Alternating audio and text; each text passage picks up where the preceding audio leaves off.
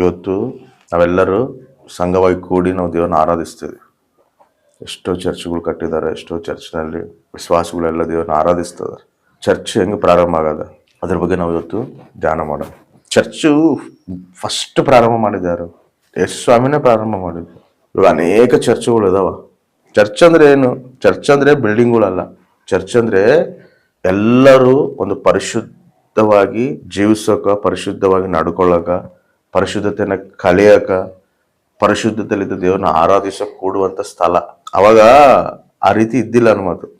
ಇವಾಗ ನಾವು ಹಿಂಗೆಲ್ಲ ಕಲ್ತು ಎಲ್ಲರೂ ದೇವ್ರನ್ನ ಸ್ತುತಿಸ್ತಾ ಇದೀವೋ, ಹಂಗ ಅಷ್ಟು ಓಪನ್ ಆಗಿ ಅವಾಗ ಇದ್ದಿಲ್ಲ. ಯಾವಾಗ 1ನೇ ಶತಾಬ್ದದಲ್ಲಿ ಅವಾಗ ಹೆಂಗಿತ್ತಂದ್ರೆ, ಯಾರಾದ್ರೂ ಹಿಂಗ ಕೂಡಿ ಯೇಸು ಸ್ವಾಮಿನ ಆರಾಧಿಸ್ತಾ ಇದಾರಂದ್ರೆ ಖಚಿತವಾಗಿ ಅವ್ರು ಬಂದು ಏನ್ ಮಾಡ್ತಿದ್ರು ಗೊತ್ತಾ? ಅವ್ರ ಮೇಲೆ ದಾಳಿ ಮಾಡ್ತಿದ್ರು, ಭಯಂಕರವಾಗಿ ಹಿಂಸಿಸ್ತಿದ್ರು. ಆ ಸಮಯದಲ್ಲಿ ಮತ್ತೆ ಹೆಂಗ ಅವ್ರನ್ನ ದೇವ್ರನ್ನ ಆರಾಧಿಸ್ತಿದ್ರು ಅಂದ್ರೆ, ಅಂಡರ್ಗ್ರೌಂಡ್ಗಳಾಗ ಹೋಗಿ, ಗುಹೆಗಳಾಗ ಹೋಗಿ, ಯಾರಿಗೂ ಗೊತ್ತಿಲ್ಲದೆ ಕೆಲವೊಂದು ಗ್ರೂಪ್ಗಳು ಮಾಡ್ಕೊಂಡು ಆರಾಧಿಸ್ತಿದ್ರು ದೇವ್ರನ್ನ. ಹಂಗ ಸಂಘವಾಗಿ ಕೂಡ್ತಿದ್ರು. ಅದನ್ನೇ ಸಂಘ ಅಂತ ಹೇಳೋದು ಬೈಬಲ್. ಅವಾಗೆಲ್ಲ ಚರ್ಚ್ಗಳು ಇದ್ದಿಲ್ಲ. ಮನೆಗಳಾಗ ಎಲ್ಲರೂ ಕಲ್ತು ದೇವ್ರನ್ನ ಆರಾಧಿಸ್ತಾ ಇದ್ರು. ಅವಾಗ ಏನ್ ಮಾಡ್ತಿದ್ರು ಗೊತ್ತಾ? ಇವಾಗ ಚರ್ಚ್ ಅಂದ್ರೆ ನಾವು ಸಿಲ್ವೆ ಗುರ್ತಿರ್ತೀವಿ. ಅವಾಗ ಏನ್ ಗುರ್ತಪ್ಪ ಅಂದ್ರೆ, ಫಿಶ್ ಆಕಾರ ಐತಲ್ಲ, ಹಿಂಗ ಹಿಂಗ ಹಿಂಗ್ ಕ್ರಾಸ್ ಮಾರ್ಕ್ ಬರ್ತೈತಲ್ಲ ಹಿಂದೆ, ಅದನ್ನ ಗುರ್ತಾಗಿ ಇಡ್ತಿದ್ರು. ನೆಟ್ನಲ್ಲಿ ಕೂಡ ನಾವು ನೋಡೋದಾದ್ರೆ ಕ್ರಿಶ್ಚಿಯನ್ ಸಿಂಬಾಲ್ಸ್ ಅಂತ ಹೊಡಿರಿ. ಸಿಲ್ವೆ ಒಂದೇ ಅಲ್ಲ, ಈ ಮೀನದು ಕೂಡ ಗುರುತು ಬರ್ತದೆ. ಇವಾಗ ಕೂಡ ಬೇರೆ ದೇಶಗಳಾಗ ಕೂಡ ಅದನ್ನ ಯೂಸ್ ಮಾಡ್ತಾರೆ. ಅದನ್ನ ಕಾರುಗಳಿಂದ ಕೂಡ ಅದನ್ನ ಹಾಕೊಂಡಿರ್ತಾರೆ. ಎದಕ್ಕೆ ಆ ಕಾರಿನಿಂದ ಅವ್ರು ಹಾಕೊಂಡಿರೋದ್ರೆ ಅವ್ರು ಕ್ರಿಶ್ಚಿಯನ್ ಅಂತ ಅರ್ಥ. ಅವಾಗ ಎದಕ್ಕ ಆ ಮೀನದೇ ಎದಕ್ಕ ಹಾಕೊಂಡಾರ ಅಂದ್ರೆ, ಮೀನು ನೀರು ಒಳಗೆ ಜೀವಿಸ್ತತ, ನೀರು ಹೊರಗೆ ಜೀವಿಸ್ತತ. ಒಳಗ. ಹಂಗ ಕ್ರೈಸ್ತವ ಸಂಘ ಕೂಡ ಅವಾಗ ಯಾರು ಗೊತ್ತಿಲ್ಲದೆ ಪ್ರಾಂತಗಳಲ್ಲಿ ಏರ್ಪಾಟಾಗಿರೋ ಸಂಘ, ಯಾರು ಗೊತ್ತಿಲ್ಲದೆ ಕೂಡಿ ದೇವ್ರನ್ನ ಆರಾಧಿಸ್ತಿದ್ರು. ಅದಕ್ಕೆ ಆ ಒಂದು ಫಿಶ್ದ ಮಾರ್ಕ್ ಇರ್ತಿತ್ತು. ಯಾರಾದರೂ ಇವಾಗ ನಾವಿದೀವಿ, ನಾವೆಲ್ಲ ಒಂದು ಸಂಘದಲ್ಲಿ ಕೂಡಿ ನಾವು ಆರಾಧಿಸ್ತಿದ್ವಿ. ಆವಾಗ 1ನೇ ಶತಾಬ್ದದಲ್ಲಿ ಅನ್ಕೋರಿ, ನಾನು ಇರ್ತೀನಿ, ಯಾರಾದ್ರೂ ಬಂದು ಬ್ರದರ್ ಮತ್ತೆ ನೀವೆಲ್ಲ ಆರಾಧಿಸ್ತಾ ಇದ್ರಲ್ಲ, ನಾನು ಕೂಡ ಬರ್ತೀನಿ, ನನ್ನ ಕೂಡ ಕರ್ಕೊಂಡು ಹೋಗ್ರಿ, ನಾನು ಆರಾಧಿಸ್ತೀನಿ ದೇವ್ರನ್ನ ಅಂತೇಳಿ ಯಾರಾದ್ರೂ ಬಂದು ಕೇಳಾರಂದ್ರೆ, ಅವಾಗ ಆ ವ್ಯಕ್ತಿ ಏನ್ ಮಾಡ್ತಿದ್ದಂದ್ರೆ ಮೇಲೆ ಒಂದು ಹಿಂಗ್ ಡ್ರಾ ಮಾಡ್ತಿದ್ದಂತ. ಆ ವ್ಯಕ್ತಿ ಬಂದು ಅದು ಕರೆಕ್ಟ್ ಮೀನ್ ಆಕಾರದಲ್ಲಿ ಮತ್ತೆ ಇನ್ನೊಂದು ಡ್ರಾ ಮಾಡಿದ್ರೆ ಅವ್ನ್ ಕ್ರೈಸ್ತವನಂತ ಅರ್ಥ. ಅವ್ನು ಅದ್ರ ಹಾಕಿಲ್ಲ ಅಂದ್ರೆ, ಎದಕ್ ಹಿಂಗ್ ಗೀಸನ, ಎದಕ್ ಹಿಂಗ್ ಮಾಡೋಣ ಅಂತ ಆಲೋಚನೆ ಮಾಡೋಣ ಅಂದ್ರೆ, ಅವನು ನಮ್ನ ಹಿಡ್ಕೊಳಕ್ ಬಂದನ. ರೋಮ ಪ್ರಭುತ್ವರು ಅವಾಗ ಭಯಂಕರವಾದ ಹಿಂಸೆ ಮಾಡ್ತಿದ್ರು. ಅದಕ್ಕೆ ಅವ್ರು ಬೈಬಿದ್ದು, ಇಲ್ಲ ನಾವೇನು ಆರಾಧಿಸ್ದಿಲ್ಲ, ನಾವೇನು ಮಾಡೋದಿಲ್ಲ ಅಂತೇಳಿ ಸುಮ್ಮನೆ ಆಗ್ಬಿಡ್ತಿದ್ರು. ಹಂಗಿರ್ತಿತ್ತು ಭಯಂಕರವಾದ ಪರಿಸ್ಥಿತಿ ಅವಾಗ ಸಂಘ ಏರ್ಪಾಟ್ ಆಗ್ಬೇಕಂದ್ರೆ. ಇವಾಗ ನಾವೆಲ್ಲ ಕುಂತು ಆರಾಧಿಸ್ತಿದ್ವಿ. ಇವಾಗ ಇನ್ನ ನಮ್ಮ ಇಂಡಿಯಾದಲ್ಲಿ ಕೂಡ ಆ ಒಂದು ಫಸ್ಟ್ ಶತಾಬ್ದದಲ್ಲಿ ಏನ್ ನಡೀತಿತ್ತು ಅದೇ ಇವಾಗ ನಡಕತ್ತೈತಿ. ಅಟ್ ಪ್ರೆಸೆಂಟ್ ಎಲ್ಲ ಆರಾಧಿಸರು ಕೂಡ ಬಂದು ದಾಡಿ ಮಾಡೋದು, ನೀವು ಆರಾಧಿಸಬಾರ್ದು ಅಂತ ಹೇಳೋದು, ಸೇಮ್ ಅದೇ ರೀತಿಯಲ್ಲೇ ನಡಕತ್ತೈತಿ. ಇದು ಯಾವಾಗವರೆಗೆ ನಡೀತಪ್ಪ ಅವಾಗ ಅಂದ್ರೆ 1ನೇ ಶತಾಬ್ದದಲ್ಲಿದ್ದ 4ನೇ ಶತಾಬ್ದವರೆಗೂ, 4th ಸೆಂಚುರಿವರೆಗೂ ನಡೀತು. ಅವಾಗ ಕಾನ್ಸ್ಟೆಂಟ್ ಅಂತೇಳಿ ಆ ರೋಮ ಚಕ್ರವರ್ತಿ ದೇವರು ದರ್ಶಿಸ್ತಾನೆ. ಆ ವ್ಯಕ್ತಿ ಮಾರು ಮನಸ್ಸು ಅಂತಾನೆ. ಆ ವ್ಯಕ್ತಿ ಕ್ರಿಸ್ತ ಬಗ್ಗೆ ತಿಳ್ಕೊಂತಾನೆ. ಆತ ಕ್ರಿಸ್ತನಲ್ಲಿ ಬಂದಾಗ ಇವ್ರೆಲ್ಲರಿಗೆ ಫ್ರೀಡಮ್ ಬಂದ್ಬಿಡ್ತದೆ. ಅವಾಗವರೆಗೆ ಭಯಂಕರವಾಗಿ ಹಿಂಸೆ ಇರ್ತದೆ ಅನ್ನೋ ಮಾತು. ಚರ್ಚು ಸ್ಟಾರ್ಟ್ ಆಗಿದ್ದು ಯೇಸು ಸ್ವಾಮಿಲಿಂದ. ಯೇಸು ಸ್ವಾಮಿ ಏನ್ ಮಾಡ್ದ? 12 ಜನನ ಸಿದ್ಧಪಡಿಸ್ಕೊಂಡ. ಆ 12 ಜನರಿಂದ ಮತ್ತೆ 70 ಜನ ಆದ್ರು. 70 ಜನ ಆದ್ಮೇಲೆ ಮತ್ತೆ ಪೇತು ನಿಂತಿ ಸುವಾರ್ತೆ ಸಾಡಿದಾಗ 3000 ಜನ ಸಂಘವಾಗಿ ಏರ್ಪಾಟಾದ್ರು. ಹಂಗ ಬರ್ತಾ ಬರ್ತಾ ಬರ್ತಾ ದೇವ್ರ ಏನ್ ಮಾಡ್ದ? ಅದನ್ನ ವಿಸ್ತರಿಸ್ದ. ಈ ರೀತಿ ಎಕ್ಸ್ಟರ್ನಿಟಿ ಅನ್ನೋದು ಸ್ಪ್ರೆಡ್ ಹಾಕೋಂತ ಬಂದೈತೆ. ಚರ್ಚೆನು ಸುಮ್ಮನೆ ನಾವು ಕುತ್ಕೊಂಡು ಆರಾಧಿಸ್ತಿದ್ವಲ್ಲ, ಹಂಗೆ ಬಂದಿಲ್ಲ. ಸಂಘ ಹುಟ್ಟಿದೆ ಹಿಂಸೆಗಳಿದ್ದ ಹುಟ್ಟದ, ಭಯಂಕರವಾದ ಹಿಂಸೆ ಅನ್ಬೋದು. ಆದ್ರೂ ಕೂಡ ತಟ್ಕೊಂಡು ದೇವರು ನಮಗೆ ಸಹಾಯ ಮಾಡ್ತಾನಂತೇಳಿ ಪ್ರಾಣಗಳು ಕೂಡ ಅರ್ಪಿಸಿ ಸಿದ್ಧರಾಗಿ ಕ್ರಿಸ್ತ ಸಲುವಾಗಿ ಜೀವಿಸಾರ. ಇವಾಗ ನಾವು ಕೂಡ ಹಿಂಸೆ ಪಡಿಸ್ತಾರ, ಅದು ಪಡಿಸ್ತಾರ, ಇದು ಪಡಿಸ್ತಾರ. ಏನು ಹಿಂಸೆ ಪಡಿಸ್ರೆ ಏನು ಪಡಿಸ್ತಾರೆ? ವಾಕ್ಯ ಏನ್ ಹೇಳ್ತೈತೆ ಹೇಳು? ನೀನು ಶರೀರನ ಮಾತ್ರ ಹಾನಿ ಮಾಡೋನಿಗೆ ನೀನು ಭಯಪಡಬೇಡ, ಶರೀರನ ಮತ್ತೆ ಆತ್ಮನು ಕೂಡ ನಶುವಂತ ಮಾಡುವಂತವನ್ಗೆ ನೀನು ಭಯಪಡು. ಅವ್ರು ಏನ್ ಮಾಡ್ತಾರೆ? ಮಹಾ ಅಂದ್ರೆ ನಮ್ಮ ಶರೀರನ ಹಿಂಸಿಸ್ತಾರೆ. ನಮ್ಮ ಸಾಯಿಸ್ತಾರೆ. ಆದ್ರೆ ಆತ್ಮ ನಿರಂತರವಾಗಿ ದೇವ್ರ ಸನ್ನಿಧಿನಲ್ಲಿ ನಾವು ಇರ್ತೀವಿ. ಆದ್ರೆ ಅವ್ರಿಗೆ ಮಾತ್ರ ಒಂದಿನ ತೀರ್ಪು ಇರ್ತದೆ. ನಾವು ಯಾವುದಕ್ಕೂ ಭಯಪಡುವಂಥವ್ರಾಗಿರ್ಬಾರ್ದು.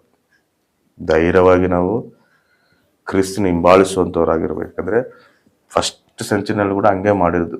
ಸಂಘ ಹಿಂಸದಲ್ಲೇ ಐತೆ. ಆದ್ರೆ ದೇವರು ಇನ್ನ ಎಷ್ಟು ಜನ ಬರಲಿ, ಇನ್ನ ಎಂತೆಂಥೋ ಚಕ್ರವರ್ತಿಗಳು ಬಂದರೂ ಕೂಡ ಸಂಘನ ನಿಂದ್ರಿಸೋಕೆ ಆಗೋದಿಲ್ಲ. ಆಮೇಲೆ ಸಂಘಕ್ಕೆ ಶಿರಸ್ಸು ಯಾರು? ಕ್ರಿಸ್ತ. ಖಚಿತವಾಗಿ ಇದನ್ನ ದೇವರು ಆ ಕಡೆ ಬರೋವರೆಗೂ ಇದು ವಿಸ್ತರಿಸ್ತಾನೆ ಇರ್ತದೆ. ಎಂತೆಂಥ ಚಕ್ರವರ್ತಿಗಳು ಅಡ್ರೆಸ್ ಇಲ್ದಂಗೆ ಹೋಗ್ಬಿಟ್ಟಾರ. ಹಿಟ್ಲರ್ ಅಂತಾನೆ ಅಡ್ರೆಸ್ ಇಲ್ದಂಗೆ ಹೋಗ್ಯಾನ. ಅರ್ಥ ಹಂಗ ಪ್ರಾರಂಭ ಹಾಕೋಂತ ಬಂದಿರುವಂತ ಸಂಘ ಕ್ರಿಶ್ಚಿಯನ್ಸ್, ಕ್ರೈಸ್ತವರು ಅಂತೇಳಿ ಬೈಬಲ್ನಲ್ಲಿ ಎಷ್ಟು ಸರ್ ಬರ್ತದೆ? 3 times ಅಷ್ಟೇ ಬರ್ತದೆ.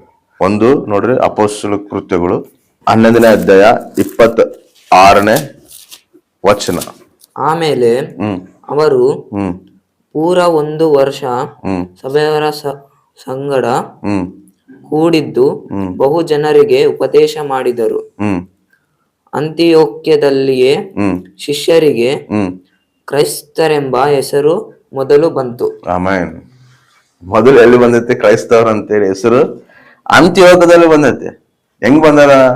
ಯಾರಿಟ್ಟವ್ರಿದ ಹೆಸರು? ಅನ್ಯರು.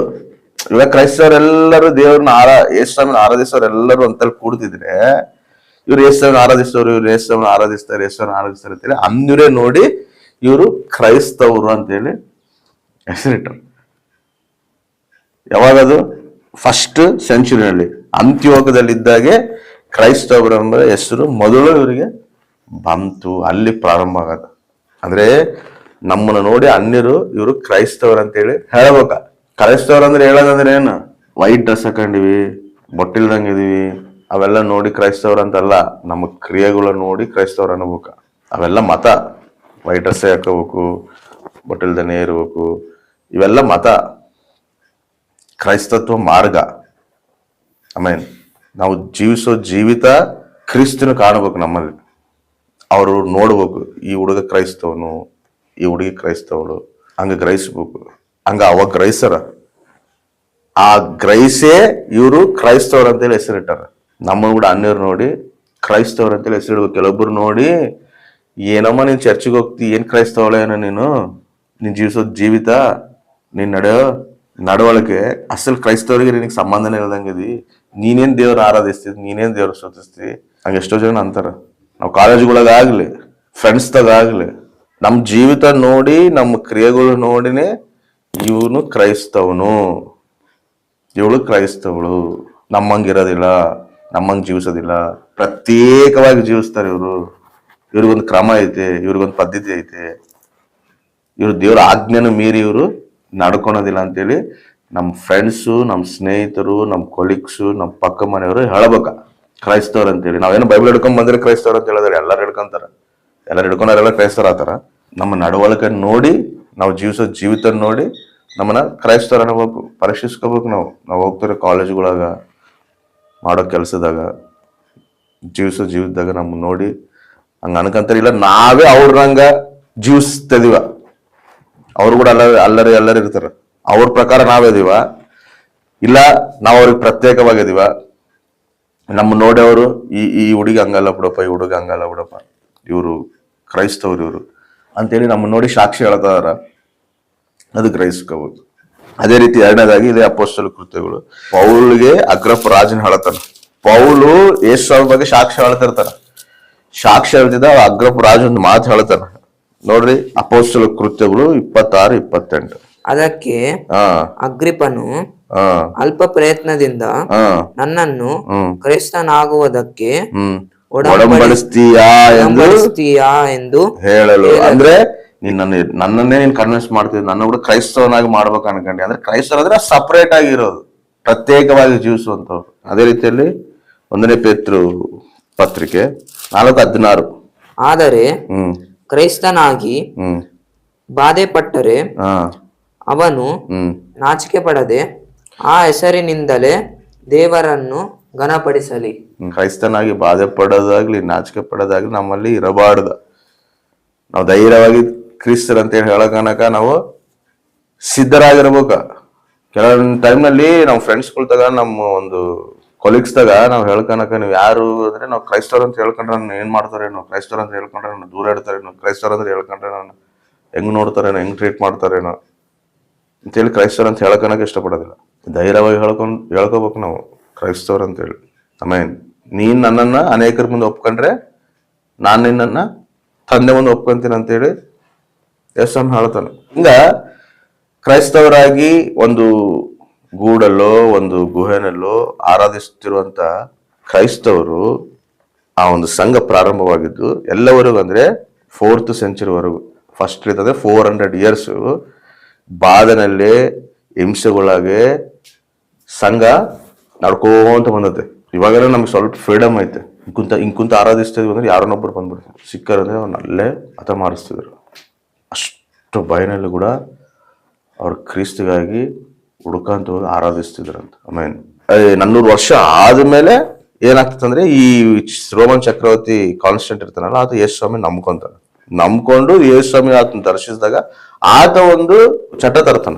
ಏನಂದ್ರೆ ಎಡಿಕ್ಟ್ ಆಫ್ ಮಿಲ್ಲರ್ ಅಂತ ಹೇಳಿ ಒಂದು ರೂಲ್ ತರ್ತಾನೆ. ಅದೇನಂದ್ರೆ ನಾವು ಬಹಿರಂಗವಾಗಿ ನಿಮ್ಮ ಮತನ ನೀವು ಹೇಳ್ಕೋಬಹುದು, ಬಹಿರಂಗವಾಗಿ ನೀವು ಕ್ರಿಸ್ತ ಬಗ್ಗೆ ನೀವು ಪ್ರಕಟಿಸ್ಕೋಬಹುದು ಅಂತೇಳಿ ಹೇಳ್ತಾನ. ಅವಾಗ ಸಂಘ ಏನಾಗ್ತದೆ ಗೊತ್ತಾ, ಮರಗಾಗಿರುವಂತ ಸಂಘನ ಅಂಡರ್ಗ್ರೌಂಡ್ ನಲ್ಲಿ ಗುಹೆಗಳಾಗ ಆರಾಧಿಸುವಂತ ಸಂಘ ಹೊರಗೆ ಬರ್ತದೆ. ಯಾವಾಗ 400 years ಆದ್ಮೇಲೆ, ಅಂದ್ರೆ ಯೇಸು ಸ್ವಾಮಿ ಸತ್ತು ಪುನರುತ್ಥಾನ ಎದ್ದ ಮೇಲೆ ಭಯಂಕರವಾದ ಹಿಂಸೆ ಇರ್ತೈತೆ. ಅವಾಗಿದ್ದ ಹಿಡಿದು 400 years ಆಗೋವರೆಗೂ ಅದೇ ಹಿಂಸೆ ಇರ್ತದೆ.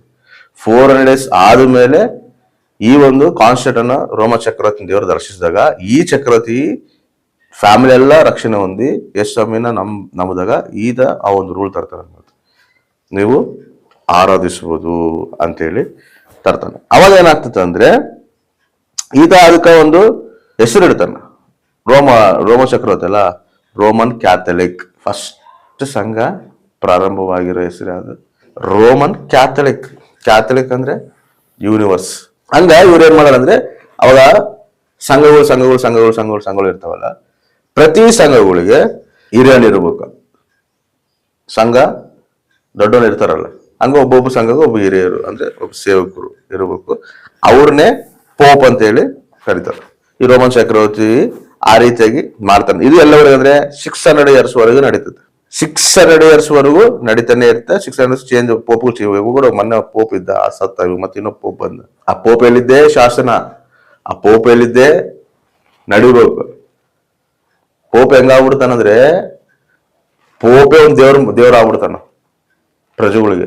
ಹಂಗಿರ್ತದ ಮತ್ತು ಅರ್ಥ ಆಯ್ತಾ? ಅವರೆಲ್ಲ ಹೆಂಗ್ ಗೊತ್ತಾ, ಅವ್ರ ಲಾಸ್ಟಿಗೆ ಏನ್ ಮಾಡ್ಬಿಡ್ತ ಗೊತ್ತಾ, ಬೈಬಲ್ನೇ ಇವ್ರು ಏನ್ ಮಾಡ್ಬಿಡ್ತಾರೆ ಗೊತ್ತಾ, ಯಾರು ಓದಂಗಿಲ್ಲ, ಯಾರು ಮಾಡಂಗಿಲ್ಲ, ಅವರೇ ಓದಬೇಕು, ಸೇವಕರೇ ಓದ್ಕೋಬೇಕು. ಸೇವಕರೇ ಅದು ಕೂಡ ಏನ್ ಮಾಡ್ತಾರೆ ಗೊತ್ತಾ, ಈ ಸ್ಕ್ರಿಪ್ಚರ್ಸ್ನೆಲ್ಲ ವಾಕ್ಯಗಳನ್ನೆಲ್ಲ ತಾರುಮಾರು ಮಾಡ್ಬಿಡ್ತಾರೆ. ಸಂಘ ನೋಡಿ ಹೆಂಗ್ ನಡೆದದೆ.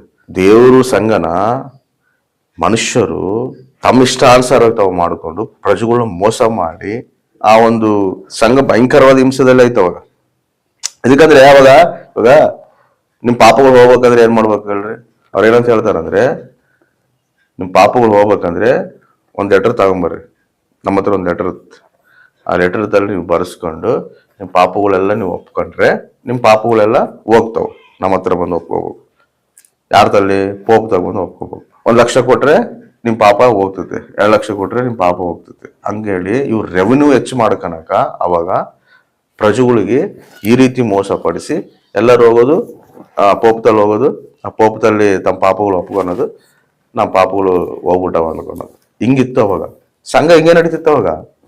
ಒಬ್ಬ ಮನುಷ್ಯಂತಲ್ಲಿ ಹೋಗಿ ನಮ್ಮ ಪಾಪಗಳೆಲ್ಲ ಒಪ್ಕೊಂಡ್ರೆ ನಮ್ಮ ಪಾಪಗಳೆಲ್ಲ ಕ್ಷಮಾಪನೆ ಆಗ್ತದೆ ಅಂತೇಳಿ ಪೋಪು ಆ ರೀತಿಯಾಗಿ ಹೇಳಿದ್ರೆ ಪ್ರಜೆಗಳೆಲ್ಲ ಮೋಸ ಹೋಗಿ ಭಯಂಕರವಾಗಿ ಜನಗಳು ಹೋಗಿ ಪೋಪದಲ್ಲಿ ಒಪ್ಕೊಂಡು ನಮ್ಮ ಪಾಪಗಳು ಕ್ಷಮಾಪನೆ ಆಗವ ಅಂತೇಳಿ ಲಾಸ್ಟಿಗೆ ಇವ್ರ ಪಾಪಗಳೆಲ್ಲ ಸತ್ತೋಗ್ಬಿಟ್ಟಿರ್ತಾರಲ್ಲ, ಅವ್ರ ಪಾಪಗಳು ಕೂಡ ಇವ್ರು ಒಪ್ಕೊಂಡ್ರೆ ಅವ್ರು ಸ್ವರ್ಗಕ್ಕೆ ಹೋಗ್ತಾರೆ ಅಂತ ಹೇಳಿದ್ರು.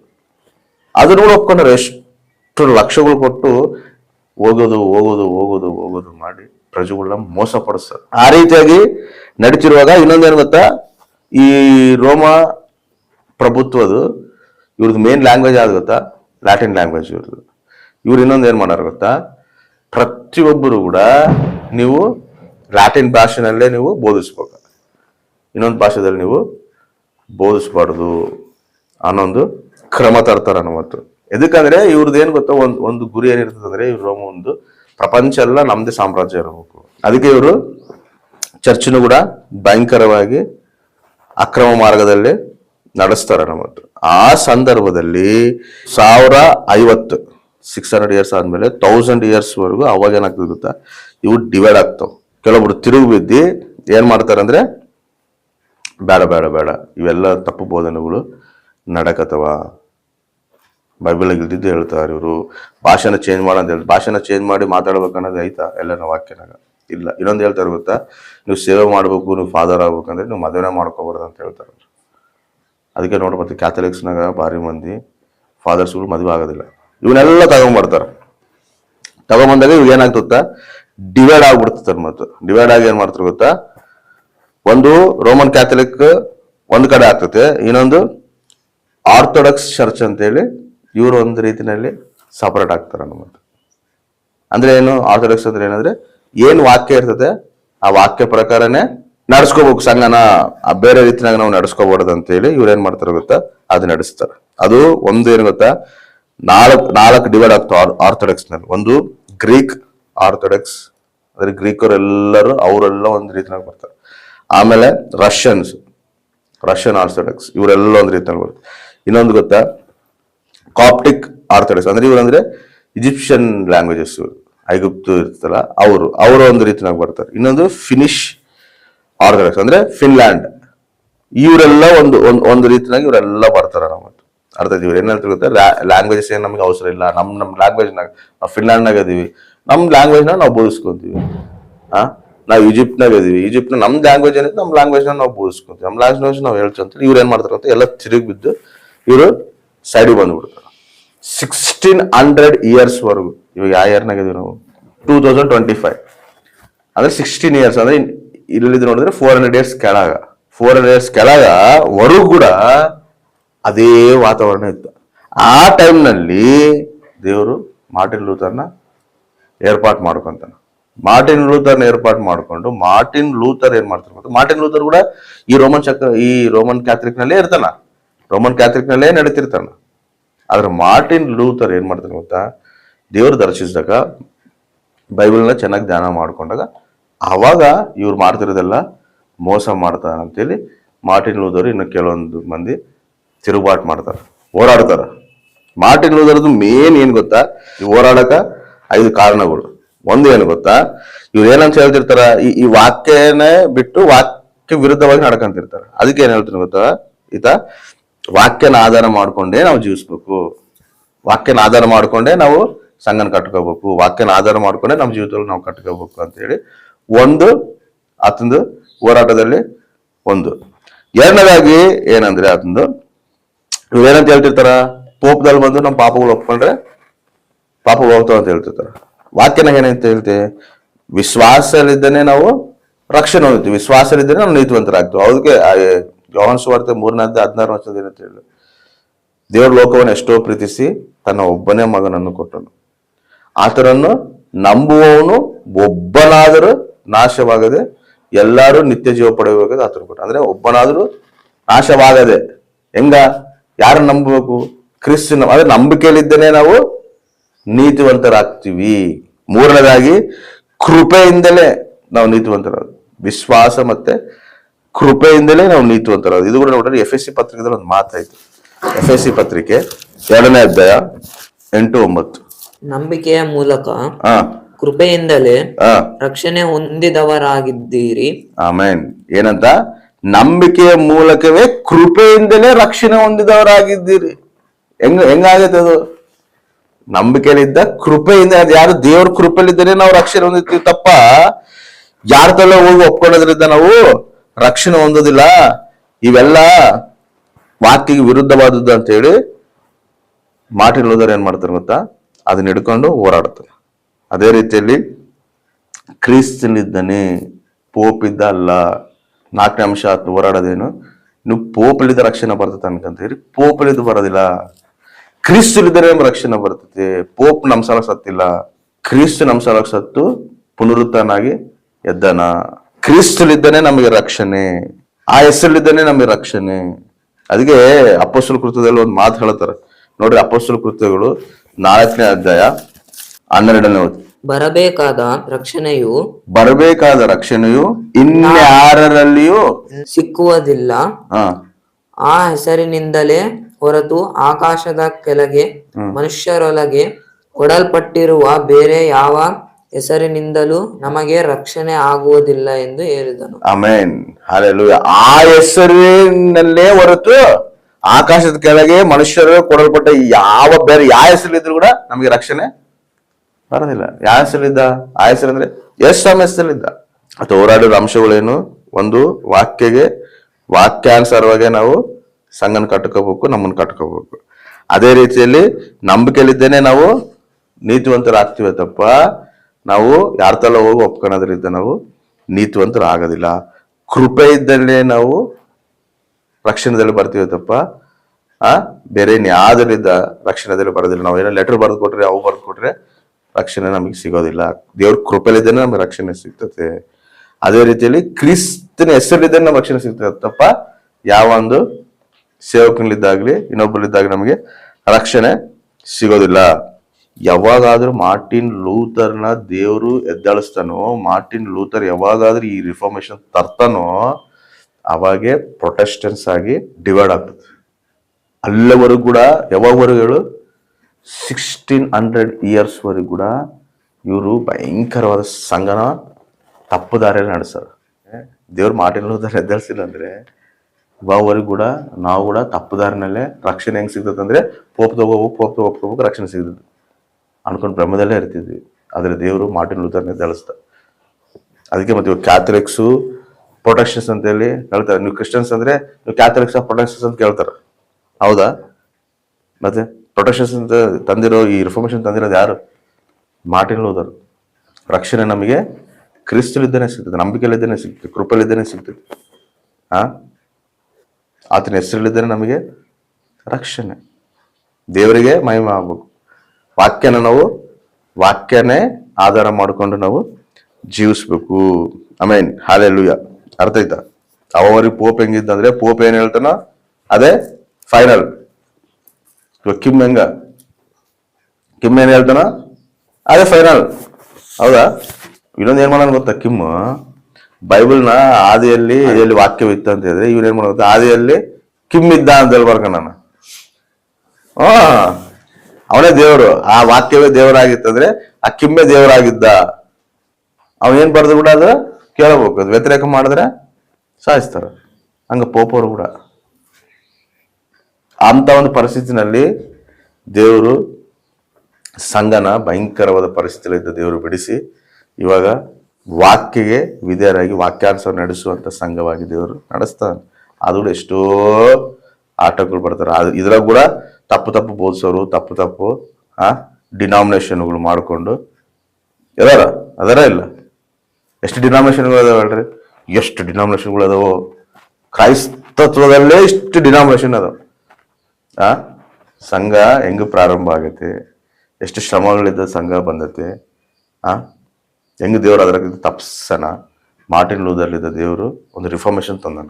ಸತ್ಯ ಅನ್ವೇಷಿಯಾಗಿ ಮಾರ್ಟಿನ್ ಲೂಥರ್ನ ಎದ್ದಳಿಸಿ ಸತ್ಯನ ಗ್ರಹಿಸುವಂತೆ ಮಾಡಿ ಸರ್ವಸತ್ಯದಲ್ಲಿ ನನ್ನ ಮಕ್ಕಳು ಜೀವಿಸ್ಬೇಕಂತ ಹೇಳಿ ದೇವರು ಮತ್ತೆ ಸಂಘನ ತನ್ನ ವಾಕ್ಯಾನುಸಾರ ನಡೆಸ್ತದ. Amen, hallelujah. ಇವಾಗ ಅದನ್ನು ಕೂಡ ಏನ್ ಮಾಡ್ತಾರೆ, ಅನೇಕ ಡಿನಾಮಿನೇಷನ್ಗಳು ಮಾಡ್ಕೊಂಡು ಬೇರೆ ಬೇರೆ ಬೇರೆ ರೀತಿಯಲ್ಲಿ ಅದನ್ನ ಆರಾಧಿಸ್ತಾರೆ.